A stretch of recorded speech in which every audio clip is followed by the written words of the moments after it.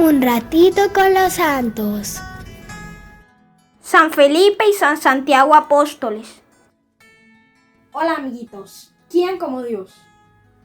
Hoy en Un ratico con los santos hablaremos de San Felipe y San Santiago Apóstoles. San Felipe era originario de Betsaida de Galilea. San Juan habla de él varias veces en el Evangelio. Narra que el Señor Jesús llamó a Felipe al día siguiente de las vocaciones de San Pedro y San Andrés. De los Evangelios se deduce que el santo respondió al llamado del Señor. Escritores de la Iglesia primitiva y Eusebio, historiador de la Iglesia, afirman que San Felipe predicó el Evangelio en Frigia y murió en Hierápolis. Papias, obispo de este lugar, supo por las hijas del apóstol que a Felipe se le atribuía el milagro de la resurrección de un muerto. Santiago el Menor. A Santiago se le llama el menor para diferenciarlo del otro apóstol, Santiago el Mayor. El Evangelio dice que era de Caná de Galilea, que su padre se llamaba Alfeo y que era familiar de nuestro Señor Jesucristo. Es llamado el hermano de Jesús no porque fuera hijo de la Virgen María, la cual no tuvo sino un solo hijo, nuestro Señor Jesucristo, sino porque en la Biblia se le llaman hermanos a los que provienen de un mismo abuelo.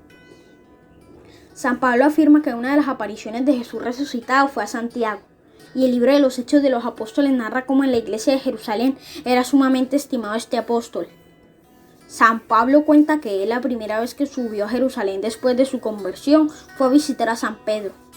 Cuando San Pedro fue liberado por un ángel de la prisión, corrió hacia la casa donde se hospedaban los discípulos y les dejó el encargo de comunicar a Santiago y a los demás que había sido liberado y que se iba a otra ciudad. La Santa Biblia refiere que la última vez que San Pablo fue a Jerusalén se dirigió ante todo a visitar a Santiago, y allí en casa de él se reunieron todos los jefes de la iglesia de Jerusalén. San Pablo en la carta que escribió a los Gálatas afirma: Santiago es junto con Juan y Pedro una de las columnas principales de la iglesia. Cuando los apóstoles se reunieron en Jerusalén para el primer concilio o reunión de todos los jefes de la iglesia, fue este apóstol Santiago el que redactó la carta que dirigieron a todos los cristianos. Egesipo, historiador del siglo II, dice que Santiago era llamado el Santo. La gente estaba segura de que nunca había cometido un pecado grave, jamás comía carne ni tomaba licores. Pasaba tanto tiempo arrodillado rezando en el templo que al fin se le hicieron callos en las rodillas. Rezaba muchas horas adorando a Dios y pidiendo el perdón de los pecados del pueblo. La gente también lo llamaba el que intercede por el pueblo. Muchísimos judíos creyeron en Jesús movidos por las palabras y el buen ejemplo de Santiago. Por eso el sumo sacerdote Anás II y los jefes de los judíos, un día de gran fiesta y de mucha concurrencia, le dijeron: te rogamos que ya que el pueblo siente por ti gran admiración, te presentes ante la multitud y les digas que Jesús no es el enviado de Dios ni el Mesías Redentor.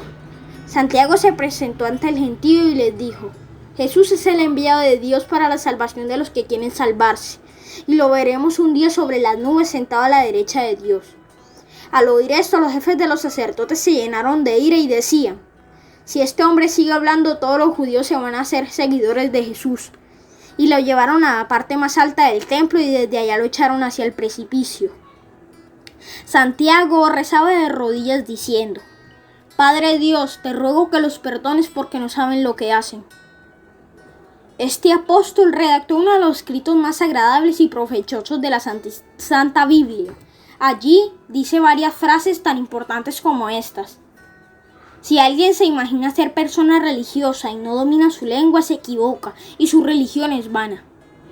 Oh ricos, si no comparten con el pobre sus riquezas, prepárense a grandes castigos del cielo.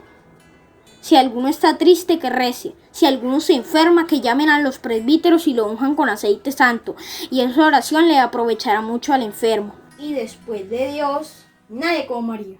Adiós amiguitos, hasta la próxima.